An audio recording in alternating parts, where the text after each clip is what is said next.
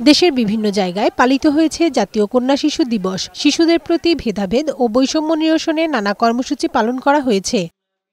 দিবসটি উপলক্ষে নওগাঁ জেলা প্রশাসকের কার্যালয়ের সামনে থেকে একটি র্যালি বের হয়। বিভিন্ন সড়ক ঘুরে একই জায়গায় গিয়ে শেষ হয়। পরে জেলা প্রশাসকের সম্মেলন কক্ষে আলোচনা সভা হয়। নেত্রকোনায়ও নানা কর্মসূচি পালন করা হয়। জেলা প্রশাসনের উদ্যোগে আয়োজন করা হয় আলোচনা সভার। এদিকে টাইফয়েড টিকাদান ক্যাম্পেইন সফল করতে বিভিন্ন স্থানে কর্মশালা হয়েছে। চট্টগ্রামের লালদিঘির লাইব্রেরি কনফারেন্স রুমে সংবাদ সম্মেলনে city mayor doctor Shahadat Hossain জানান, নগরীর ১,৫৪৬টি স্কুলের পাশাপাশি ৭৮৩টি কেন্দ্রে ৮,২৯,৩০১ জনকে টাইফয়েড টিকা দেয়া হবে। গোপালগঞ্জে ৩৪,৩৭৩ জন শিশুকে টাইফয়েড টিকা দেয়া হবে। ফরিদপুরের ৯ উপজেলায় টাইফয়েড টিকা দেয়া হবে ৫,২৭,৯৮৮ জন শিশুকে। টাইফয়েড টিকাদান কর্মসূচি সফল করতে সংবাদ সম্মেলন করা হয়েছে বরিশালে। এতে জানানো হয়, সিটি কর্পোরেশনের ৯৭,৫৯০ শিশুকে টাইফয়েড টিকা দেওয়ার লক্ষ্য নির্ধারণ করা হয়েছে।